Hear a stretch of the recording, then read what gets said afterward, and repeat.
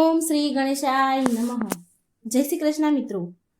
શિવ પુરાણમાં વર્ણન થયેલી સોમવારની આ અત્યંત પાવન પવિત્ર પૌરાણિક કથા મિત્રો આપણે સાંભળીશું. મૃત્યુંજયાય રુદ્રાય નીલકંઠાય સંભવે અમૃતેશાય સર્વાય મહાદેવાય ધીમહે. પ્રિય ભક્તો, આજે આપણે સાંભળીશું દુઃખ દરિદ્રનો નાશ કરનારી ભોળાનાથની કથા. આ કથા શિવપુરાણમાં વર્ણન થયેલી છે. શિવપુરાણમાં કહેવાયું છે, જે પણ ભક્તો આ કથાને શાંત ચિત્તથી શાંત મનથી ભક્તિભાવપૂર્વક સાંભળશે તો તેની જન્મો જન્મોની દરિદ્રતા સમાપ્ત થઈ જશે. દરિદ્ર વ્યક્તિ ધનવાન બની જશે. રોગી બીમાર રોગથી મુક્ત થશે અને ભાગ્યના દ્વાર ખુલશે. શિવલિંગ પર જળ ચડાવવાથી કયા ફળની પ્રાપ્તિ થાય છે એ શિવજી માતા પાર્વતીની કલ્યાણ કરી આ કથા છે. જો તમે આ કથા પૂરી અંત સુધી સાંભળી લીધી તો સાચું માનો કે તમારી બધી પરેશાનીનો હળ મળી થઈ જશે અને ભગવાનના પ્રત્યે શ્રદ્ધા અને ભક્તિ 100 ગણી વધી જશે. તો આ કથાને પૂરા મનથી, ખુશ મનથી, પ્રસન્ન મનથી સાંભળજો અને બીજાને પણ સંભળાવજો, જેથી તમને આ કથાનો પૂરેપૂરો લાભ મળે. અને જો મિત્રો ભગવાનની કથા અધૂરી સાંભળીએ તો ભગવાનનું અપમાન થાય છે. સાથે આ વિડીયોને મિત્રો લાઈક પણ જરૂર કરી દેજો અને ઓમ નમઃ શિવાયનો એકવાર જયકાર જરૂર લગાવજો. શિવ પુરાણ અનુસાર એક ગામમાં એક ગરીબ બ્રાહ્મણ તેની પત્ની અને તેના પુત્ર સાથે રહેતો હતો. તેના પુત્રનું નામ હતું સોમદત્ત. તે બ્રાહ્મણ બહુ ગરીબ હતો. ગરીબ વૃદ્ધ બ્રાહ્મણ નિત્ય શિવજીને જળ ચડાવતો હતો અને તેની પત્ની બ્રાહ્મણીને આ બધું બિલકુલ પસંદ ન હતું. આમ તો બ્રાહ્મણી પહેલા તો બહુ સેવા પૂજા પાઠ કરતી હતી, વ્રત ઉપવાસ બધું જ કરતી હતી, પણ આટલું બધું કરવા છતાં પણ તેની ગરીબી, તેની દરિદ્રતા દૂર ન થઈ. જ્યારે બ્રાહ્મણ જવાન હતા તો ક્યાંક કથાઓ સંભળાવી, કથાઓ કરી, પૂજા પાઠ કરી દક્ષિણા લાવતા અને એ જ દક્ષિણામાંથી તેનું ઘર, તેનું ગુજરાન ચાલતું હતું. છતાં પણ બ્રાહ્મણીને એક આશા હતી. એક આશા સાથે પૂજા પાઠ કરે કે ક્યારેક ને ક્યારેક તો મારા ઘરની ગરીબી દૂર થશે ને. પરંતુ ગરીબી તો દૂર થઈ જ નહીં.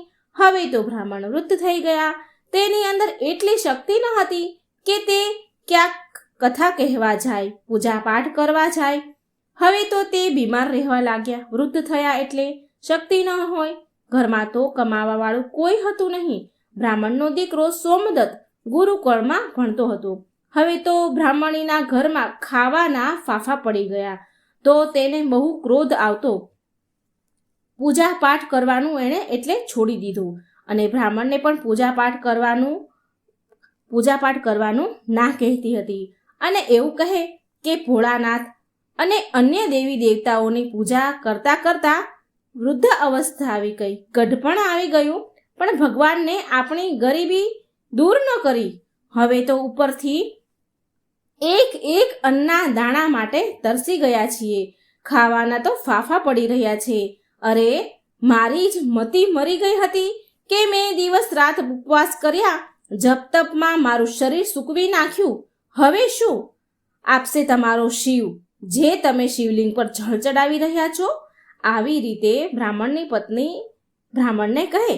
પ્રિય ભક્તો, બ્રાહ્મણીની વાત સાંભળીને બ્રાહ્મણ કંઈ કહે નહીં, કંઈ બોલે નહીં.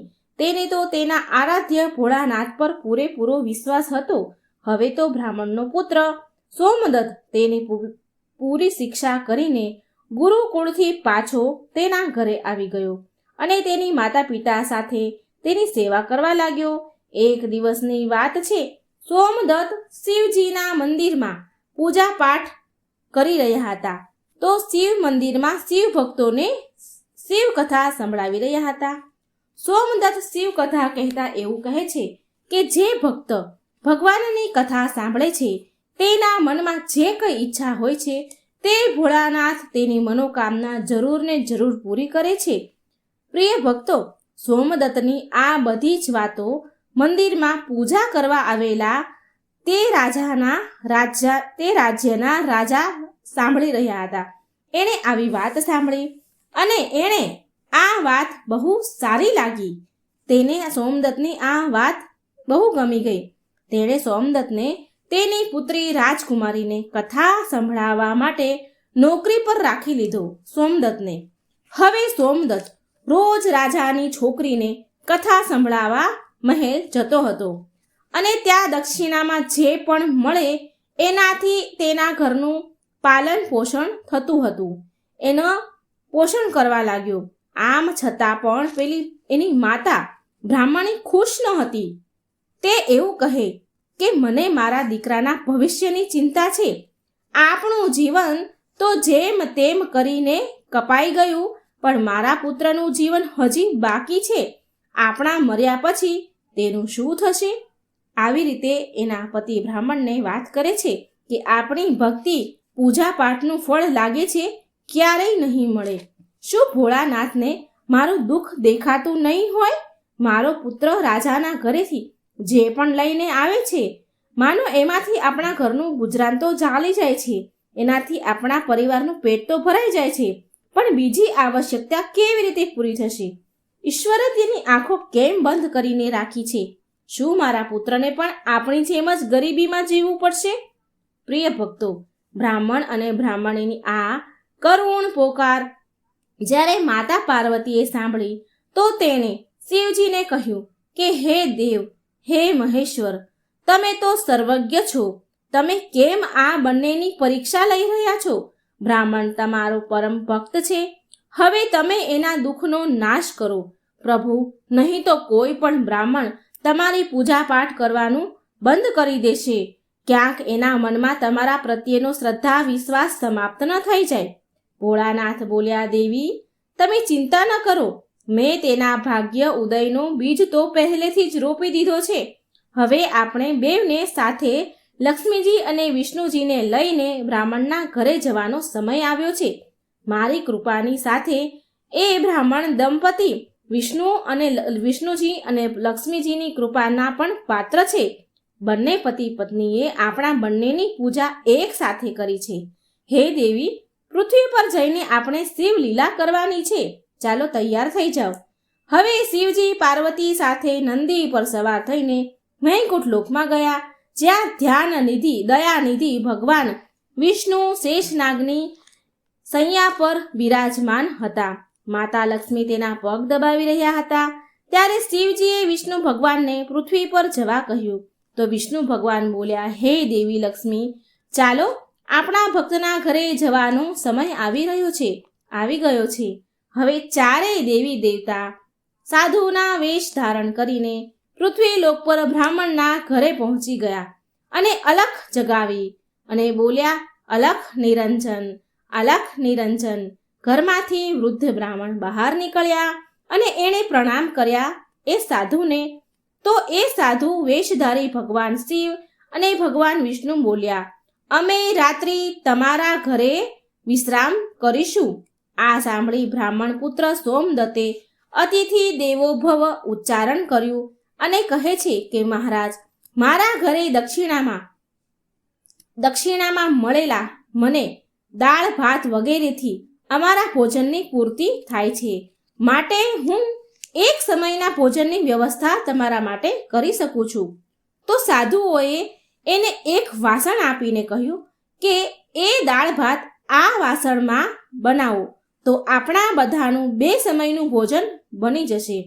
આ પ્રકારે એ વાસણમાં ભોજન બનાવવાથી બંને સમયના ભોજનની પૂર્તિ થઈ જતી હતી.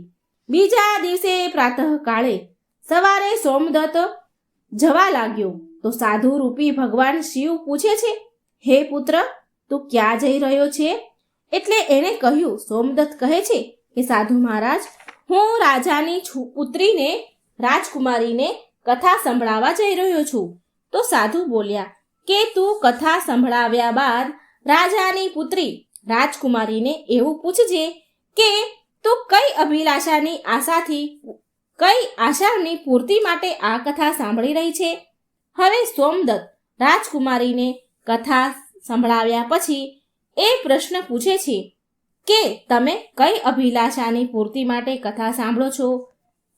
તો રાજકુમારી રાજાની છોકરી બોલી કે હું એ અભિલાષાથી કથા સાંભળું છું કે મને એવો વર મળે જેની ચર્ચા બધાની જીભ પર હોય, જેના માથે સૂર્યચંદ્રનો પ્રકાશ હોય, શોભી રહ્યા હોય તથા એ ભાગ્યનો એવો ધનવાન હોય કે એના ચરણમાં લક્ષ્મીજી વસેલી હોય અને જાન લઈને આવે ત્યારે અત્યાર સુધી કોઈ જે જાન લઈને ન આવ્યું હોય એવી જાન લઈને આવે.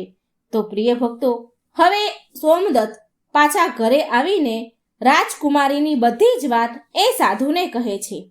હવે જુઓ, બીજા દિવસે જ્યારે એ પ્રાતઃકાળે સોમદત્ત સવારે ફરી કથા સંભળાવવા માટે જાય છે તો સાધુ બોલ્યા, ભગવાનના વેશમાં આવેલા સાધુ બોલ્યા, બેટા, આજે ફરી એ જ પ્રશ્ન રાજકુમારીને પૂછજે અને જે ફરી કાલ વાળો જવાબ તને આપે તો એવું કહેજે કે જેવો પતિ તને જોઈએ છે એવો પતિ તો માત્ર હું એક જ છું, હું એક જ એવો વ્યક્તિ છું.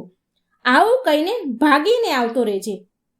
આ સાંભળી સોમદત્ત બોલ્યો, હે સાધુ મહારાજ, હું એક ગરીબ બ્રાહ્મણ. ક્યાં હું એક ગરીબ બ્રાહ્મણ જેનું ઘર એની દીધેલી દક્ષિણા ઉપર ચાલી રહ્યું છે, અને ક્યાં એ રાજાની પુત્રી રાજકુમારી. અને રાજા મને આ સાંભળીને મારા પરિવારને મૃત્યુદંડ આપીને મને મૃત્યુને ઘાટ ઉતારશે, માટે હું આવું નહીં કરું. તો સાધુ મહારાજ બોલ્યા, ઠીક છે, તો અમે હમણાં જ તને અને તારા પરિવારને તારી પરિવાર સહિત શ્રાપથી ભસ્મ કરી દઈશ. સોમદત્ત પહેલા તેની ચમત્કારથી ધરેલો હતો. પેલું પાત્ર આપ્યું હતું એમાં પૂરા પરિવારનું ભોજન થઈ જતું હતું. તો આ એક ચમત્કાર હતો. તો એ પહેલેથી જ આ ચમત્કારથી ધરેલો હતો. તો તેણે વિચાર્યું કે જો રાજા તો પછી મૃત્યુદંડ આપશે, પણ હું જો એ સાધુ કહે છે એવું નહીં કરું તો આ હમણાં જ અમને શ્રાપથી ભસ્મ કરી દેશે. માટે સાધુને આશ્વાસન આપીને સોમદત્ત કથા સંભળાવવા માટે ચાલ્યો ગયો. સોમદત્તે ત્યાં રાજકુમારીને કથા સંભળાવી અને કથા પૂરી થયા પછી સોમદત્ત બોલ્યા કે હે રાજકુમારી, કાલે તમે જે મને કહ્યું હતું કે એ અનુસાર જેવો વર તમને જોઈએ છે એવો વર તો માત્ર હું જ છું. આવું કહીને સોમદત્ત ત્યાંથી ભાગી આવ્યો, દોડીને તેના ઘરે ભાગી આવ્યો. રાજાની પુત્રીનો તો એકદમ આઘાત પહોંચી ગયો. તેણે દાસી દ્વારા તેના પિતાને બોલાવ્યા અને બધી જ વાત કહી. રાજાએ આશ્વાસન આપ્યું રાજકુમારીને અને કહ્યું કે એ ઉદંડ બ્રાહ્મણને તેની સજા મળશે. રાજાએ તેના મંત્રી સાથે ચર્ચા વિચારણા કર્યા તો એક વરિષ્ઠ મંત્રી બોલ્યા, સોમદત્તે તો અપરાધ તો ફાંસી દેવા લાયક કર્યો છે, પરંતુ એ એક બ્રાહ્મણ છે, તેને ફાંસી આપવાથી એક બ્રાહ્મણ હત્યાનું પાપ લાગશે. કંઈક એવું કરો કે તેને દંડ પણ મળે અને બ્રહ્મ હત્યાનું પાપ પણ ન લાગે. પ્રિય ભક્તો, ઘણો વિચાર વિમર્શ કર્યા પછી એ નક્કી થયું કે લગ્નનું નિમંત્રણ પત્ર અમુક શરતો સાથે સોમદત્ત બ્રાહ્મણના ઘરે મોકલવામાં આવે. રાજાએ શરતો વાળું નિમંત્રણ પત્ર લખાવીને તેના નોકરના હાથે સોમદત્તને ત્યાં મોકલાવ્યું. આ બાજુ સોમદત્તે ઘરે પહોંચીને સાધુઓને બધી વાત કરી. સાધુઓને કહ્યું કે તમારા કહ્યા અનુસાર રાજકુમારીને મેં કહ્યું તો રાજકુમારી બહુ ક્રોધે ભરાણી. હવે જલ્દી ફાંસીનો સંદેશ પહોંચતો જશે ઘરે. થોડી વારમાં જ નોકર નિમંત્રણ પત્ર લઈને ઘરે પહોંચી ગયો. સાધુઓએ નોકરને સન્માન સહિત બેસાડીને સોમદત્તને નિમંત્રણ પત્ર વાંચવા કહ્યું. તો તે પત્ર આ પ્રકારે હતો.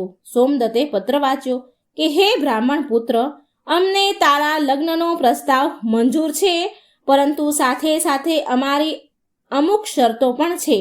અમારી બધી જ શરતો પૂરી કર્યા પછી અમે અમારી કન્યાના વિવાહ તમારી સાથે કરી દઈશું. જો શરત પૂરી નહીં થાય તો તને તારા પરિવાર સહિત ફાંસી આપવામાં આવશે. અને શરતો આ મુજબ છે.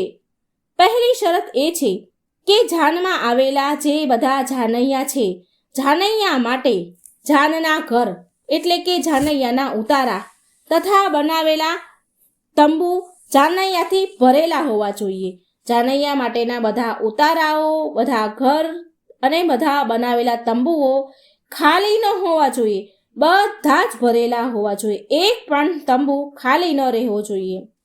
અને અમારી બીજી શરત એ છે કે જાનવાળા માટે આર્થિક સત્કાર માટે બધી જ ખાદ્ય સામગ્રી, જમવાની સામગ્રીનો ઉપયોગ થઈ જવો જોઈએ, કંઈ પણ વધવું ન જોઈએ.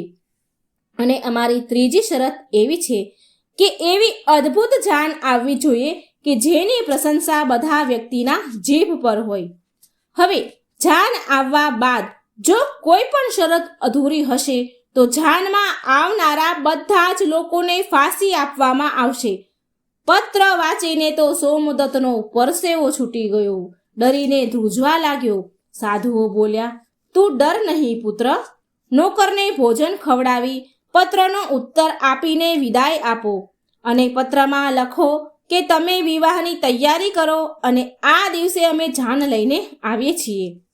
નોકરને ભોજનમાં દાળ ભાત પીરસવામાં આવ્યા અને નોકરની થાળીમાં ચમત્કારથી 36 પ્રકારના ભોજન બની ગયા. વિદાય કરતા સાધુઓ જે કે ભોળાનાથ અને ભગવાન વિષ્ણુ હતા, તેણે મુઠ્ઠીભર ધૂણીની રાખ એ નોકરને આપી એ પત્રમાં જવાબ લખીને પછી વિદાય કર્યો. બહાર નોકર આવ્યો તો જોયું કે રાખ નહીં પણ હીરા મોતી હતા. જે સાધુઓએ રાખ આપી હતી એ હીરા મોતી બની ગયા. એ તો બહુ ખુશ થઈ ગયો અને રાજા પાસે ગયો. રાજાએ સકારાત્મક જવાબ સાંભળીને એને વિચાર આવ્યો કે આ ગરીબ બ્રાહ્મણ કોના ભરોસે આવું કરી રહ્યો છે? શું કોઈ દુશ્મનનો રાજા તો નહીં હોય ને, એને સાથ નહીં આપતો હોય ને? બહુ વિચાર કર્યો અને વિચાર કર્યા પછી રાજાએ શહેરના તમામ બારાત ઘર એટલે કે જાનના જે ઉતારા હોય એ શણગાર્યા. બધા જ ઉતારા શણગારી દીધા અને અનેકો તંબુ બંધાવી દીધા. કેમ કે રાજાને એ વિશ્વાસ હતો કે વધારે જાનૈયા બારાતીઓ નહીં આવે અને તેની શરત હારી જશે. ગરીબ બ્રાહ્મણ હતો તો આટલા બધા ઉતારા અને તંબુ બાંધ્યા તો એટલા બધા તો જાનૈયા બારાતીઓએ ક્યાંથી લાવશે? એને એ વિશ્વાસે એણે બહુ અનેકો તંબુ બાંધ્યા કે એ શરત હારી જાય. હવે આ તરફ સોમદત્ત તેની જાનમાં આવવા માટે જેને પણ નોતરે એ વ્યક્તિ એને એવું કહીને ના કહી દે કે નહીં, તારો તો અંતિમ સમય આવી ગયો છે અને તારી સાથે મરવા માટે જાનમાં અમે શું કામ આવીએ? આવી વાત સાંભળી તે બહુ હેરાન હતું. લગ્નવાળા દિવસે સોમદત્તને દુઃખી જોઈ ભગવાન રૂપી સાધુ બોલ્યા, પુત્ર, આજે તો તારા વિવાહ છે અને તું આટલો દુઃખી કેમ થઈ રહ્યો છે? તૈયાર થઈ જા અને અમારી સાથે ચાલ. તું કોઈ પણ વાતની ચિંતા ન કર, અમે તારી સાથે છીએ. એટલે સોમદત્તે ભાગ્યમાં જે લખ્યું હશે એ થશે આમ વિચારીને સોમદત્ત સાધુ સાથે ચાલતો થયો.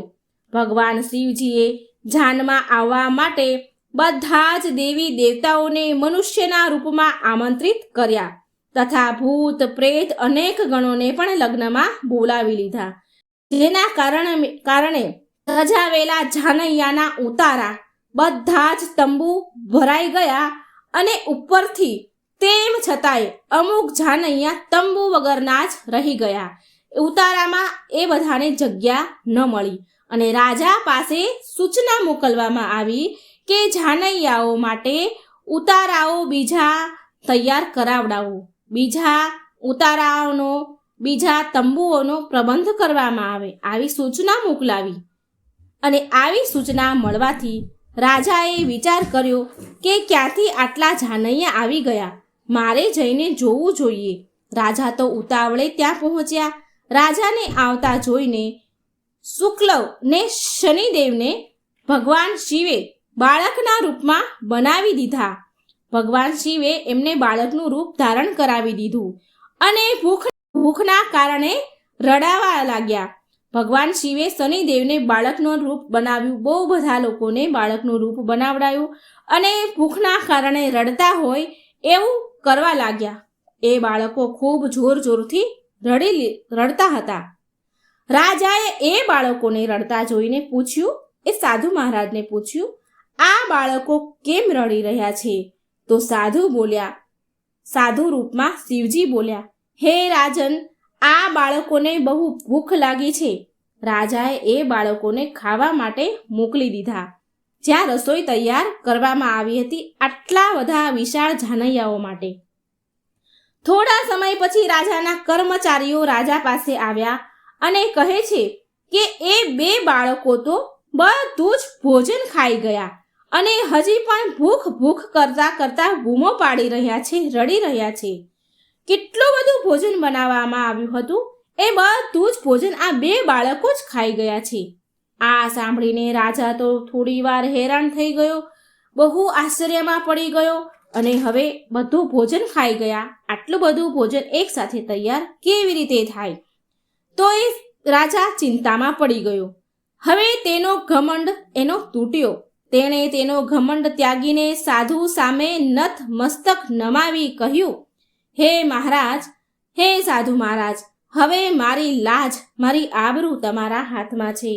સાધુ રૂપી ભગવાન બોલ્યા, કંઈ વાંધો નહીં, બધું જ બરાબર થઈ જશે.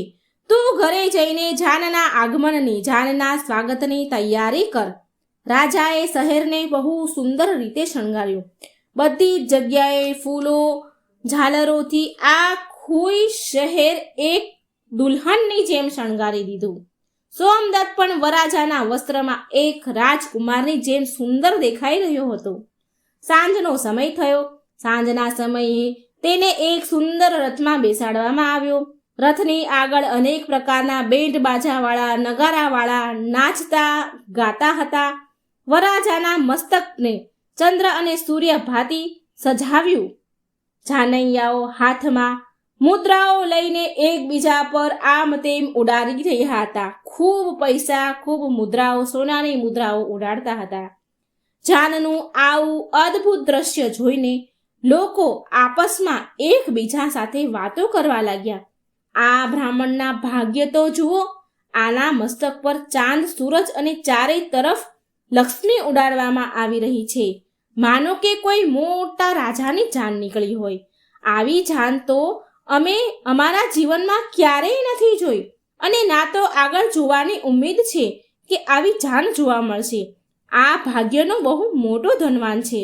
પ્રજાની આવી વાત સાંભળી માતા પાર્વતીજી શિવજીને કહે છે, હે સ્વામી, તમે જેના પર કૃપા કરો છો એના માટે તો અન્નધનના ભંડાર ખોલી દો છો. ભગવાન ભોળાનાથે કહ્યું, હે પાર્વતી, જે ભક્ત મારી પૂજા શ્રદ્ધા ભક્તિથી કરે છે, હું એને એની પૂજાનું ફળ જરૂર આપું છું. અને દુઃખ ત્યાં સુધી તેને વેઠવું પડે છે, દુઃખ ત્યાં સુધી સહન કરવું પડે છે જ્યાં સુધી તેના પાપ કર્મ પૂરા ન થઈ જાય. પુણ્ય કર્મ જેવા ઉદય થાય છે એવા જ તેના ભાગ્યના દરવાજા ખુલી જાય છે. અને જે ભક્ત ભગવાનની કથા સાંભળે છે તેને પણ રાજકુમારીની જેમ ફળ મળે છે. રાજકુમારીએ રોજ ભગવાનની કથા સાંભળી અને તેના મનમાં જે કામના કરી હતી, એને જે ઈચ્છ્યું હતું એ બધું જ એને મળ્યું. આ તો ભોળાનાથ, મા પાર્વતી, ભગવાન વિષ્ણુ અને મા લક્ષ્મીનો મહિમા હતો, જેના કારણે બ્રાહ્મણ ધનવાન થયો. મિત્રો, એની ઝૂંપડી પણ મહેલ જેવી સુંદર બની ગઈ. તેના ઘરમાં નોકર, ચાકર, અન્નધનની કમી ન રહી. અપાર ધન દોલતથી ભરેલું ઘર થઈ ગયું. અને બ્રાહ્મણીએ પણ ભગવાનની પૂજા અર્ચના શરૂ કરી દીધી અને ખૂબ દાન દક્ષિણા આપવાની શરૂ કરી દીધી. અને સોમદત્ત અને રાજકુમારીના વિવાહ થઈ ગયા અને સુખ શાંતિથી રહેવા લાગ્યા અને રોજ ભગવાનની કથા સાંભળવા લાગ્યા. એકવાર પ્રેમથી બોલો, લક્ષ્મી નારાયણ ભગવાનની જય. પાર્વતી પતિ હર હર હર મહાદેવ. મિત્રો, જો મારી વાર્તા સારી લાગે તો વિડીયોને લાઈક કરજો, શેર કરજો. મારી ચેનલમાં નવા હોય તો સબસ્ક્રાઈબ જરૂર કરજો અને કમેન્ટ બોક્સમાં ભગવાનનું નામ પણ જરૂર લખજો. જય ભોળાનાથ. ભગવાન તેના ભક્તની ઈચ્છા પૂરી કેમ નથી કરતા? શ્રાવણ માસની સરસ મજાની વાર્તા છે, શિવજીની વાર્તા છે. સોમવારના દિવસે મિત્રો આ વાર્તા ખૂબ સાંભળજો, જરૂર સાંભળજો. અને સોમવારે ન સાંભળી શકો તો ગમે ત્યારે શ્રાવણ મહિનામાં જરૂર સાંભળજો. શિવજીની કથાઓ, વાર્તાઓ સાંભળવાનો ખૂબ જ મહિમા છે. તો ચાલો સાંભળીએ આપણે ભગવાન શિવની વાર્તા. ઓમ નમઃ શિવાય. શિવ શક્તિની જય. મિત્રો, જો વાર્તા સારી લાગે તો લાઈક કરજો, શેર કરજો અને કોમેન્ટ બોક્સમાં ભગવાનનું નામ જરૂર લખજો અને આ ચેનલને સબસ્ક્રાઈબ પણ જરૂર કરી દેજો. એક નગરમાં એક રાઘવ નામનો એક વ્યક્તિ રહે. તે બહુ ગરીબ અને દુઃખી હતો. તે ભગવાન પર બહુ વિશ્વાસ શ્રદ્ધા રાખે. રોજ નાહી ધોઈને ભગવાનની પૂજા વિધિસર કરે. તેની ગરીબીથી તે બહુ દુઃખી હતો અને તે રોજ ભગવાનને પૂજા કરતી વખતે રોજ એને શિકાયત કરતો હતો કે હે ભગવાન, તમે મારા પાડોશીને કેટલું બધું ધન આપ્યું છે, કેટલી માલ મિલકત આપી છે, કેટલા પૈસા આપ્યા છે. મારો એક પાડોશીએ તો મોટા મહેલ જેવું ઘર બનાવ્યું થોડા દિવસ પહેલાં જ, અને મારા બીજા પાડોશીઓ તો બહુ મોટું ખેતર ખરીદી લીધું, અને મારા સગા સંબંધીઓ પણ દિવસે ને દિવસે પૈસાવાળા થતા જાય છે. હે ભગવાન, તમે મારું જ ભાગ્ય આવું કેમ લખ્યું છે? આ રાઘવ જ્યારે પણ પૂજા કરે ત્યારે રોજ ભગવાન પાસે કંઈક માંગ્યા કરે. આ પાડોશીએ, આ સગાને, તે મિત્રને, પેલી મિલકતને આવી જ બધી વાતો કરે અને આમને આમ તે દુઃખી રહે. અને એક દિવસ તે પૂજા કરતો હતો ત્યારે ફરી તેને તેવી જ વાતો કરવા લાગ્યો. બધા પાડોશી, સગા વહાલા બધા જ ધનવાન બની ગયા, બસ હું જ દુઃખી રહી ગયો, ગરીબ રહી ગયો. આમ તે બોલતો હતો અને આ વાત રોજ શંકર ભગવાન અને પાર્વતીજીમાં સાંભળે કૈલાસ પર્વત પર. પણ તે દિવસે મા પાર્વતી શંકર ભગવાનને કહે છે કે પ્રભુ, આ રાઘવ તમારો ભક્ત છે. તે રોજ નીતિ નિયમથી આપણી પૂજા કરે છે, ખૂબ શ્રદ્ધા વિશ્વાસ છે આપણા ઉપર, તો તમે એની મનોકામના પૂરી કેમ નથી કરતા? એ કેટલો બધો દુઃખી છે. ભગવાન બોલ્યા, હે દેવી સાંભળો, મારો આ ભક્ત તેના વિચારો અને તેના કર્મના કારણે દુઃખી છે. પાર્વતીજી કહે કે ભગવાન, આ ભક્ત પૂજા કરવાનું ક્યારેય ચૂક્યો નથી. તે રોજ આપણી સમયસર પૂજા કરે છે, તો તમારે તેની મદદ કરવી જ જોઈએ, તેની ગરીબી દૂર કરવી જોઈએ. એટલી દયા કરો ભગવાન તમારા ભક્ત પર. તો ભગવાન કહે, હે દેવી, જ્યાં સુધી રાઘવ તેના વિચારો અને કર્મ નહીં બદલે ત્યાં સુધી તે મારી કૃપા સ્વીકાર પણ નહીં કરી શકે. હું એને કરીશ ને એની ઉપર કૃપા તો પણ એ નહીં લઈ શકે. પાર્વતીજી નથી માનતા અને ભગવાનને કહે છે, ભગવાન તમે એકવાર તેની સહાયતા કરો, મદદ કરો. તે ખૂબ જ ભક્તિ કરે છે, તેનું ફળ તો આપણે એને આપવું જ જોઈએ. એકવાર તેની સામે જુઓ, તેની ગરીબી દૂર કરો. મારી આટલી વાત સાંભળી લો પ્રભુ, એકવાર તમે કોશિશ તો કરી જુઓ. ત્યારે ભગવાન શંકર મા પાર્વતીની વાત સાંભળે છે, માને છે અને રાઘવની મદદ કરવા તૈયાર થઈ જાય છે. પછી શિવજી ભગવાન નંદીને બોલાવે છે, નંદી મહારાજને બોલાવે છે અને એને એક પુસ્તક આપે છે અને નંદી મહારાજને સ્વરૂપ બદલીને રાઘવના ઘરે મોકલે છે. નંદી મહારાજ સાધુના રૂપમાં રાઘવના રહે છે જે નગરમાં, ત્યાં આવે છે. ફરતા ફરતા ત્યારે તે રાઘવની નજર નંદી મહારાજ પર પડી, જે સાધુના રૂપમાં હતા. ને રાઘવ તે નંદી મહારાજને જોઈને વિચારે છે કે આ સાધુ મહારાજનું તેજ તો ખૂબ અનોખું છે. એવું લાગે છે કે બહુ જ્ઞાની માણસ છે, જ્ઞાની સંત છે. અને તે આવું વિચારીને નંદી મહારાજ પાસે ગયો અને તેમને તેના ઘર સુધી લઈ આવ્યો. રાઘવે સાધુ મહારાજની બહુ સેવા કરી અને ત્યાર પછી સાધુ મહારાજને સેવા કરી, ખાવા પીવાનું આપ્યું, બધું જ કર્યું. પછી સાધુ મહારાજે રાઘવને પૂછ્યું કે તું તારા જીવનમાં બહુ દુઃખી કેમ છે? ત્યારે રાઘવ કહે છે કે હું બહુ પરેશાન છું, હું બહુ દુઃખી છું. હું જોઉં છું કે મારા પાડોશીઓને કેટલું ધન મિલકત મળે છે, કેટલા પૈસા કમાય છે, મારા સગા સંબંધી ધનવાન થઈ ગયા, પણ ખબર નહીં ભગવાન મારું જ ભાગ્ય કેવું લખ્યું છે કે હું ગરીબનો ગરીબ જ રહી ગયો. તો સાધુ મહારાજ રાઘવને કહે છે કે બેટા, જો તું ઈચ્છે છે ને તારું ભાગ્ય બદલવા, તો હું તને 10 મિનિટનો સમય આપું છું, જેનાથી તું તારું ભાગ્ય બદલી શકીશ. તું જે ચાહે એ તું તારા ભાગ્યમાં લખી શકીશ. તને હું 10 મિનિટનો સમય આપીશ. સાધુ મહારાજની વાત સાંભળી રાઘવ તો ખુશ થઈ ગયો અને તેના પગમાં પડી ગયો અને બોલ્યો, મહારાજ, જો આવું થઈ શકે ને તો તમારી મોટી મહેરબાની રહેશે કે હું મારી ગરીબી દૂર કરું. પછી સાધુ મહારાજે તેની થેલીમાંથી પુસ્તક નીકાળીને આપ્યું, જે શિવજીએ નંદીને આપ્યું હતું. અને મહારાજ બોલે છે, રાઘવ, જો આ ચમત્કારી પુસ્તક છે જે માત્ર ને માત્ર 10 મિનિટ સુધી કામ કરશે. આ પુસ્તકમાં તારા પાડોશીઓ અને તારા મિત્રો, તારા સગા સંબંધીઓ અને તારું પણ ભાગ્યમાં શું છે તે બધું જ આ પુસ્તકમાં તને દેખાશે. જો તું ઈચ્છીશ ને, તું જે ચાહીશ, તું આમાં લખેલા ભાગ્યને તું બદલી શકીશ અને તું તારા હિસાબથી તું ગમે તેનું ભાગ્ય બદલી શકે છે. તારા સગા મિત્રો, પાડોશીનું પણ ભાગ્ય તું બદલી શકે છે અને સાથે તારું ભાગ્ય પણ તારી ઈચ્છા પ્રમાણે તું લખી શકે છે. તું જે ચાહે એ લખી શકે છે. પણ યાદ રાખજે કે આ પુસ્તક માત્ર 10 મિનિટ સુધી જ કામ કરશે. 10 મિનિટ સુધી તું તેને ખોલી શકીશ, પછી તે સાધારણ પુસ્તકમાં બદલી જશે. આ ખાસ ધ્યાન રાખજે. રાઘવે તરત જ સાધુ પાસેથી પુસ્તક લઈ લીધું અને જેવું જ તેણે ખોલીને જોયું તો સૌથી પહેલાં તેના પાડોશીનું ભાગ્ય દેખાયું. પહેલા પાના ઉપર તેના એક પાડોશીના ભાગ્યમાં લખ્યું હતું કે તેનું ગયેલું ધન તેને પાછું મળશે, તે પૈસાવાળો થઈ જશે. આવું જોઈને રાઘવ વિચાર કરે છે, અરે આ પાડોશી તો પહેલેથી જ પૈસાવાળો છે અને હમણાં તેને નવું મકાન પણ બનાવ્યું છે. અરે આને ધન મિલકતની શું જરૂર છે? આવું વિચારીને રાઘવે તે પાડોશીનું ભાગ્ય બદલી નાખ્યું. જ્યારે તેને પુસ્તકનું બીજું પાનું ખોલ્યું તો બીજા પાના પર લખ્યું હતું કે તેના બીજા પાડોશી હતા, એને લોટરી લાગવાની છે. આ જોઈને તે ફરી વિચારવા લાગ્યો કે આ બીજો પાડોશી પણ ખૂબ રૂપિયાવાળો છે પહેલેથી જ, તેની પાસે બધું જ છે, તેને આ લોટરીની શું જરૂરત છે? આમ વિચારી તેણે પણ એનું ભાગ્ય બદલી નાખ્યું. અને પછી એણે ત્રીજું પાનું ખોલ્યું તો તેના પાના પર સગા સંબંધીઓના પૈસાના લાભ થવાના છે. અને આટલું જોઈને તે વિચારે છે, મારા બધા સગા સંબંધી પહેલેથી જ માલદાર છે, મિલકતવાળા છે, જમીન જાયદાદવાળા છે, તો તેઓને આ પૈસાના લાભની શું જરૂરત? આવું વિચારીને પુસ્તકનું તે પાનું એણે ફાડી નાખ્યું. અને જ્યારે તે ચોથું પાનું પલટે છે તો તેના પાના ઉપર તેનું પોતાનું જ ભાગ્ય લખ્યું હોય છે અને તેમાં લખ્યું હોય છે કે તે ગરીબનો ગરીબ જ રહેશે હંમેશા. આ જોઈને તે બહુ દુઃખી થયું અને જેવો જ તેના ભાગ્યને બદલવા જાય છે તેવામાં તે પુસ્તક અચાનક બંધ થઈ જાય છે. પછી રાઘવ તે મહારાજને પૂછે છે કે આ પુસ્તક તો બંધ થઈ ગયું અને હું મારું ભાગ્ય બદલી પણ ન શક્યો. ત્યારે સાધુ મહારાજ બોલ્યા કે રાઘવ, મેં તને પહેલેથી જ કહ્યું હતું ને કે આ પુસ્તક માત્ર 10 મિનિટ સુધી ખુલશે, પછી તે સાધારણ પુસ્તકમાં બદલી જશે.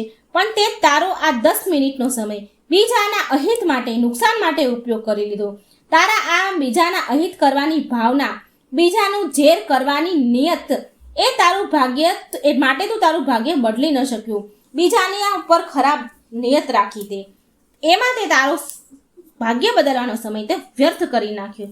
જો તું ઈચ્છત ને તો તું તારા કામમાં ધ્યાન આપીને તું બીજાની જેમ સફળતા મેળવી શકે તેમ હતો.